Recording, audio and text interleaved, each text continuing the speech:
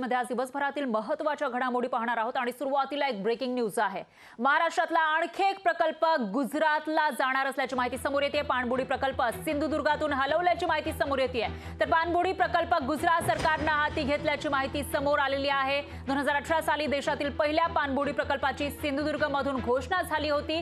Nivati rock जवळील समुद्रात पाण्याखालील अंतरंग न्याहाळण्याची या प्रकल्पामध्ये योजना होती। आता हा प्रकल्प सुद्धा गुजरात सरकारने हाती घेतलेला आहे। तर भारताच्या पर्यटन क्षेत्रामध्ये पर्यटनासाठी पाणबुडीची संकल्पना पहिल्यांदाच मांडण्यात आली होती आणि या प्रकल्पासाठी 56 कोटी निधी मंजूरही झाला होता आणि त्यातील काही निधी वितरित सुद्धा झालेला होता। पण महाराष्ट्रातला हा जो प्रकल्प आहे पाणबुडी प्रकल्प सिंधुदुर्गातून हलवणार आणि तो गुजरात सरकार हाती घेणार असल्याची माहिती समोर येते।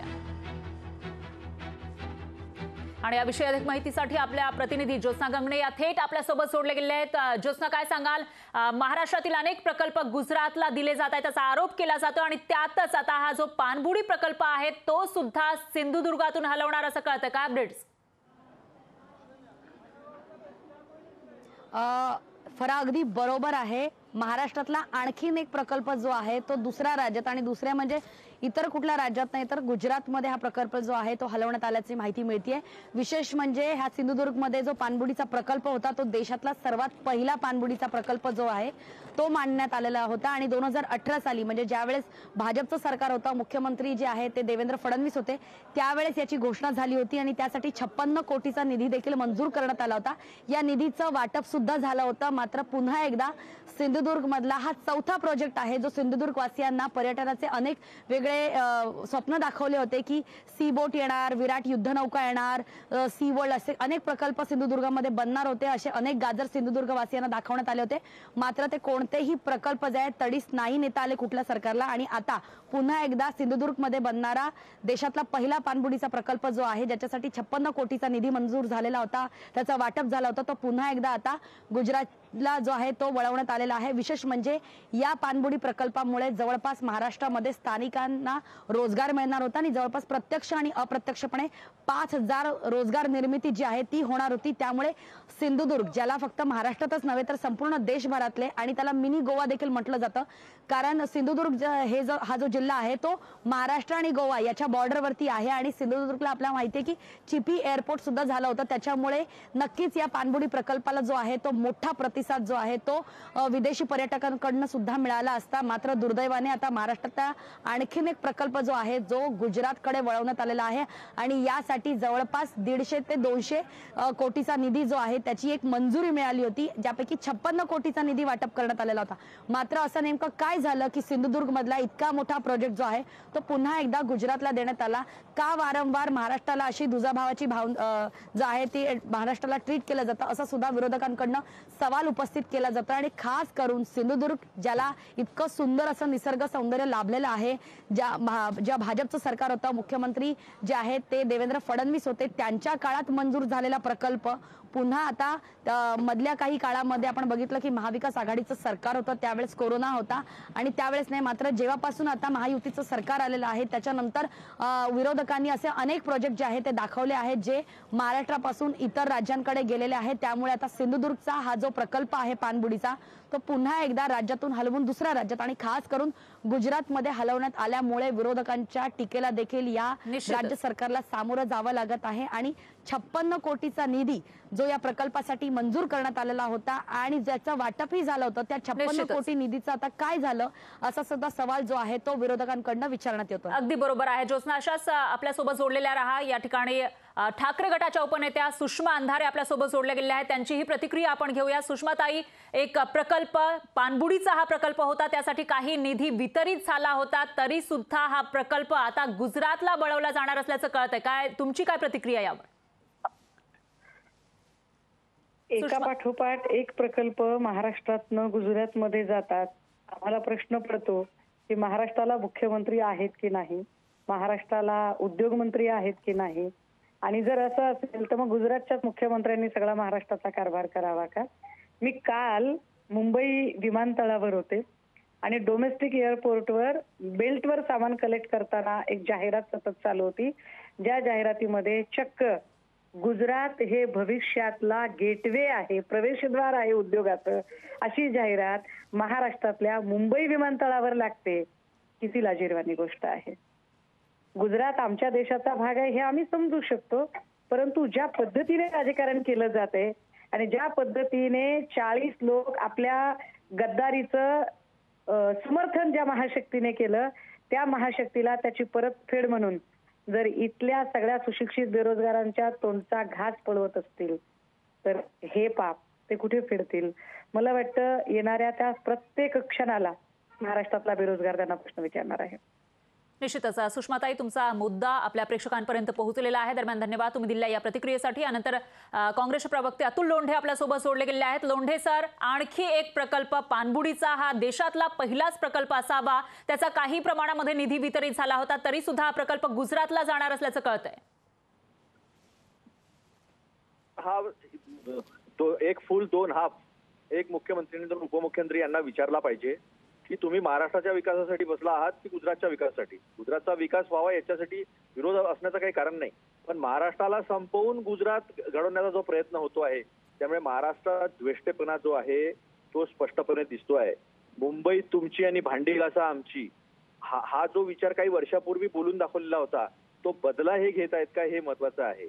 मुंबईमुळे संपूर्ण देशाचा विकास होत होता. आज कॉर्पोरेट कलेक्शन जे टॅक्स कलेक्शन जे आहे ते 40% मुंबईतून होत आहे.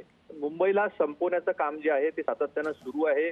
इथल्या मुलांचे रोजगार जे आहेत ते जगल्या जात आहेत आणि अशा पद्धतीनं महाराष्ट्र, छत्रपती शिवाजी महाराजांचा महाराष्ट्र, शाहू फुले आंबेडकरांचा महाराष्ट्र कसा कमजोर करता येईल, त्याची महती जी आहे ती कशी संपवता येईल आणि मुंबई कशी संपवता येईल याचा प्रयत्न जो आहे तो भाजप जरी करत असेल तरी या 2024च्या निवडणुकीत महाराष्ट्र त्यांना धडा शिकवल्याशिवाय राहणार नाही हे त्यांनी लक्षात घ्यावं. कितीही केलं तरी मुंबई आणि मुंबईचा जो समुद्र आहे आणि त्याची जी खोली आहे तिथेच मोठे जहाज थांबू शकतात. मुंबईचा विकास खुंटवला तर गुजरातचाही विकास होऊ शकणार नाही. संपूर्ण देशाच्या विकासाला थांबवण्याचं काम जे आहे ते केवळ द्वेषातून होत आहे असा आमचा स्पष्ट आरोप आहे. आम्ही या गोष्टीचा निषेध करतो आणि याची किंमत जी आहे त्यांना भाजपला चुकवावी लागेल अशी आम्ही त्यांना इशारा देतो. हो, लोंढे सर, तुमचा मुद्दा आपल्या प्रेक्षकांपर्यंत पोहोचलेला आहे. दरम्यान धन्यवाद तुम्ही दिलेल्या या प्रतिक्रियेसाठी. यानंतर राष्ट्रवादी शरद पवार गटाचे महेश तपासे हे आपल्यासोबत जोडले गेले आहेत फोन लाईनवरून. तपासे सर, सिंधुदुर्गामध्ये देशातील पहिला पाणबुडी प्रकल्प होणार होता, पण तोही आता गुजरातला जाणार असल्याचं कळतंय. तुमची काय प्रतिक्रिया? महाराष्ट्र सरकार नेमकं कुणासाठी काम करतंय आणि हे सरकार काम करत असताना त्याची काय किंमत महाराष्ट्राला मोजावी लागते हे अनेक प्रकल्प महाराष्ट्राच्या बाहेर गेल्यामुळे आपल्याला गेल्या वर्ष 2 वर्षात आपण पाहिलेले आहेत. त्याच्यामुळे ह्या सरकारला महाराष्ट्राचं महत्व नाही, महाराष्ट्रात केंद्रस्थानी ठेवून गुंतवणूक आणण्यासाठी त्यांचा प्रयत्न नाही, महाराष्ट्र केंद्रस्थानी ठेवून रोजगार वाढवण्यासाठी त्यांच्याकडे ती दृष्टी नाही आणि त्याच्यामुळे हे प्रकल्प सगळे गुजरातला चाललेत. आता तरी मराठी माणूस जागा होणार आहे की नाही हा प्रश्न साधारणपणे मला वाटतं या सरकारला विचारलं पाहिजे. हो सर, तपासे सर, तुमचा मुद्दा लक्षात आला आहे. दरम्यान धन्यवाद तुम्ही दिलेल्या या प्रतिक्रियेसाठी. तर महाराष्ट्र सरकारला हा प्रश्न विचारला पाहिजे की तुम्ही नेमकं कोणासाठी काम करताय असा सवाल आता विरोधकांकडून विचारला जातोय. सिंधुदुर्गामध्ये हा पहिला पाणबुडी प्रकल्प होणार होता, देशातील हा पहिलाच पाणबुडी प्रकल्प असावा. या ठिकाणी पर्यटनाला चालना देण्यासाठी 2018 साली या प्रकल्पाची घोषणा झालेली होती आणि जो निधी यासाठी अलॉट केला जाणार होता त्यापैकी काही निधी हा वितरित सुद्धा केला होता. तरी सुद्धा हा प्रकल्प आता गुजरातला जाणार असल्याची माहिती समोर येते. दरम्यान काँग्रेसचे सचिन सावंत हे यावर प्रतिक्रिया देण्यासाठी आपल्यासोबत फोन लाईनवर जोडले गेले आहे. सावंत सर, आणखी एक प्रकल्प सिंधुदुर्गात होणारा पाणबुडी प्रकल्प हा गुजरात सरकारनं हाती घेतल्याची माहिती समोर आली आहे. तुमची काय प्रतिक्रिया? गेले 10 वर्ष माननीय पंतप्रधान हे गुजरातचे पंतप्रधान म्हणूनच वावरतात, त्याच्यात काही शंका नाही. आता नुकतंच काही दिवसापूर्वी उपमुख्यमंत्री देवेंद्र फडणवीस साहेबांनी वक्तव्य दिलं होतं की बलशाली भारताचा मार्ग हा महाराष्ट्रातनं जातो, परंतु खऱ्या अर्थानं त्याच वेळेच्या आधी 2 दिवस गुजरातचे पंतप्रधान नरेंद्र मोदींनी सांगितलं होतं की भारताचा विकास हा गुजरातचा विकास हा भारताचा विकास आहे. त्यामुळे फडणवीस साहेब जे बोलतायत त्यांनी त्यांना सांगितलं तर जास्त अधिक योग्य राहील की बाबा हा बलशाली भारताचा जो मार्ग आहे तो महाराष्ट्रातनं जातोय. खरी परिस्थिती ती आहे, परंतु ह्या पद्धतीने ते चाललेलं आहे की महाराष्ट्राचे पाय ओढणं मला असं वाटतं ते थांबवलं पाहिजे. महाराष्ट्र गुजरातला पुढे जायच्यासाठी प्रयत्न त्यांनी करावेत, पण महाराष्ट्राचे पाय ओढून करू नयेत. एकंदरच हे जे काही चाललंय उद्विग्न करणारं चित्र आहे. या देशाच्या पंतप्रधानांनी या पद्धतीनं सगळंच घेऊन जाणं आणि तेही महाराष्ट्राच्या विकासाला रोखून, मला वाटतं महाराष्ट्राची जनता सहन करणार नाही. हो सावंत सर, तुमचा मुद्दा लक्षात आला आहे. दरम्यान धन्यवाद तुम्ही दिलेल्या या प्रतिक्रियेसाठी. तर महाराष्ट्रातील जनता हे सहन करणार नाही असं सचिन सावंत यांनी म्हटलेलं आहे. तर काही दिवसांपूर्वी देशाचे पंतप्रधान मोदी म्हणाले होते गुजरातचा विकास म्हणजेच देशाचा विकास आणि त्यालाच अनुसरून ते काम करतायत का, असा सवाल सुद्धा विरोधकांकडून आता या ठिकाणी विचारला जातोय. तर पंतप्रधान मोदी हे देशाचे पंतप्रधान आहेत, गुजरातचे नाही, असा निशाणाही विरोधक साधतायत.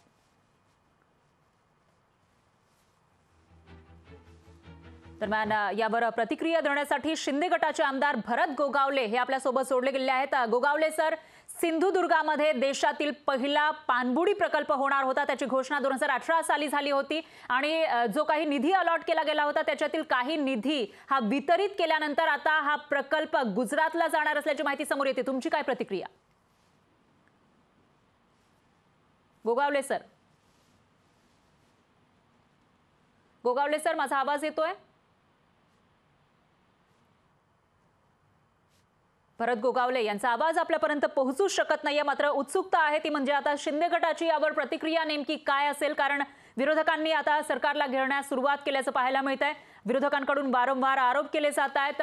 महाराष्ट्राला कंगाल करण्याचा प्रयत्न भाजपनं चालवलेला आहे आणि शिंदे गटातील जे आमदार आहेत ते फक्त बघ्याची भूमिका घेत आहेत असा हल्लाबोल या ठिकाणी केला जातोय विरोधकांकडून. त्यामुळे शिंदे गटाकडून यावर काय प्रतिक्रिया येणार तेही पाहावं लागणार आहे. दरम्यान देशातील पहिला पाणबुडी प्रकल्प ज्याच्यामुळे सिंधुदुर्गामध्ये समुद्र किनाऱ्यावर जे पर्यटन होतं त्याला चालना मिळणार होती आणि स्थानिकांना मोठ्या प्रमाणामध्ये रोजगार मिळणार असल्याचंही बोललं जात होतं. पण आता तो प्रकल्प महाराष्ट्रामध्ये सिंधुदुर्गामध्ये होणार नाहीये, तर गुजरातमध्ये होणार असल्याची माहिती समोर येते.